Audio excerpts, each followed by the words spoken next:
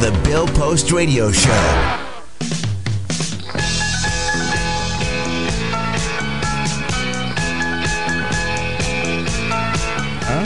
Fresh music.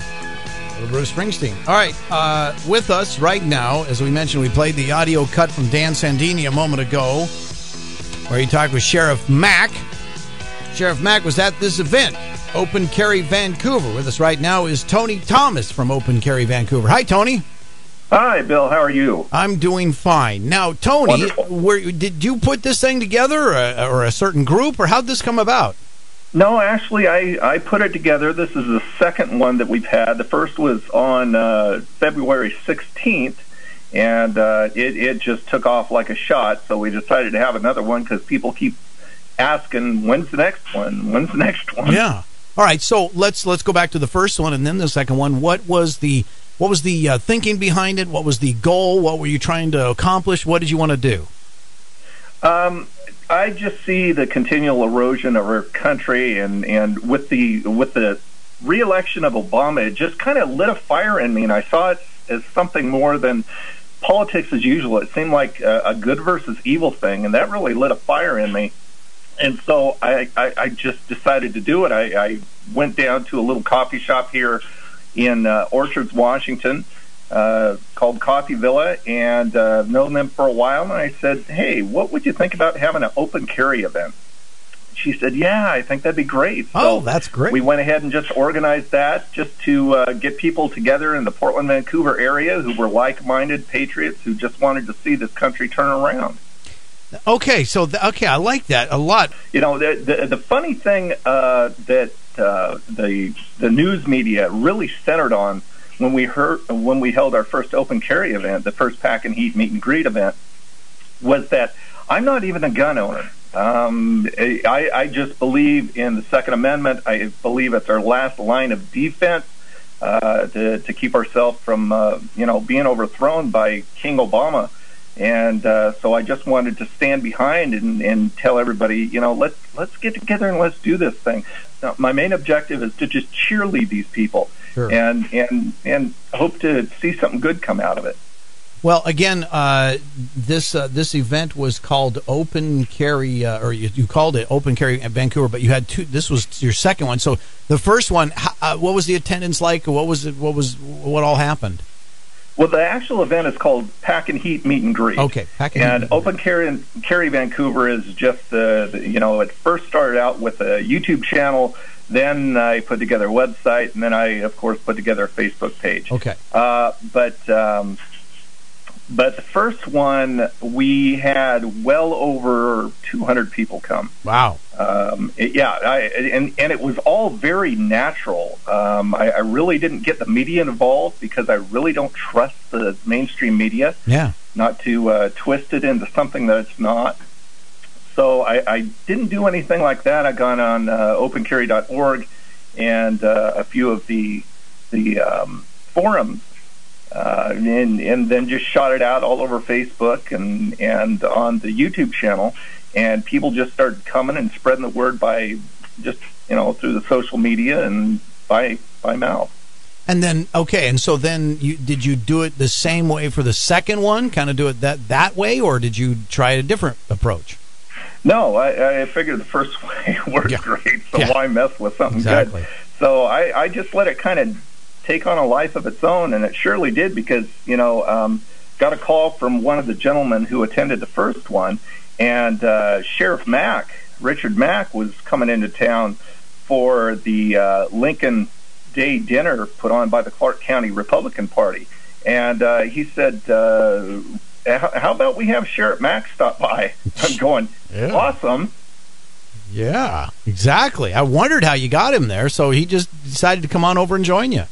He did. Came over and drank coffee and talked to us for a while and signed some books and seemed to have a good time. That is cool. And obviously, like I said, we heard from him.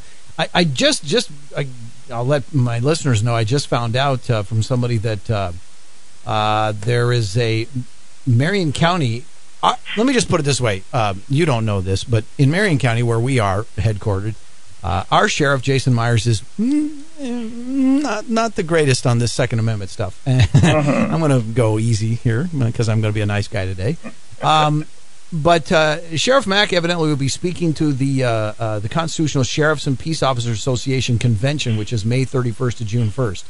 So we're hoping we'll see him here, or maybe we're going to try to get him in here as well. But that's a real coup. So how many people did you have there this weekend?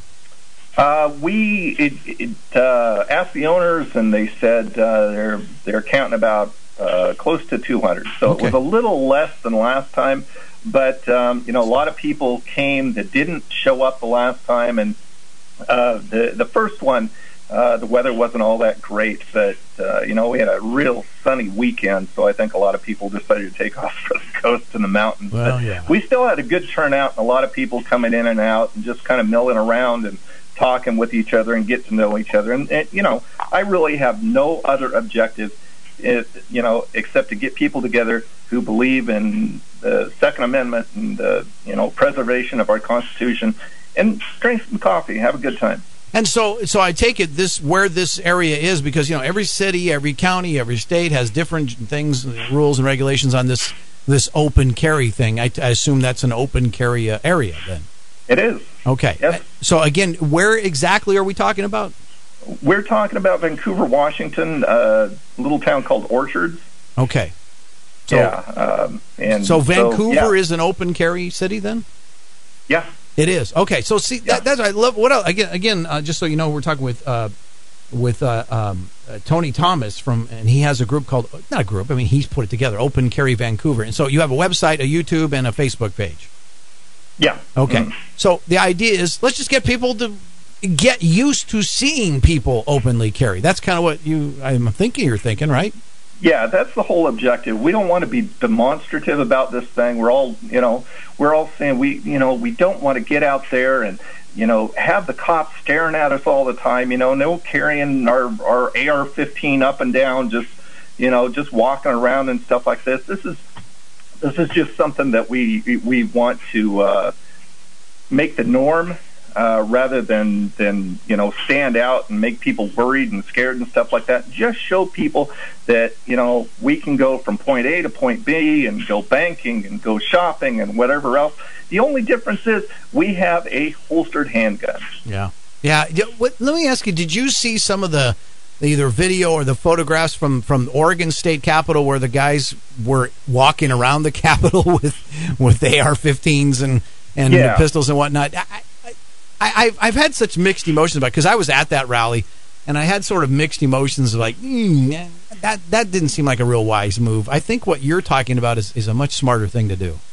Well, I think it's just common sense, mainly because, right now we're holding it in, a coffee shop that has a ton of people in it, and just for safety reasons, we're just everybody's just bringing their handguns.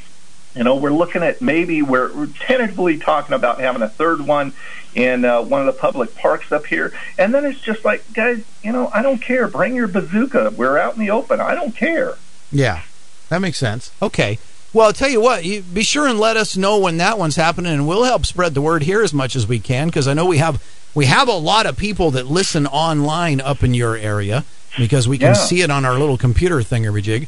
And so we'll let people know, and we'll spread the word on the Facebook page. I'd love to hear about that one. So you be sure and let us know about the next one, okay?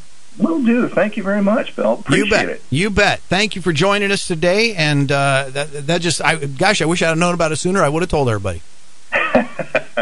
Next time. All right, we'll do that. All right, you take care, Tony. Okay, you too. Thank you, sir. Tony Thomas, got a I call it group, but it's him.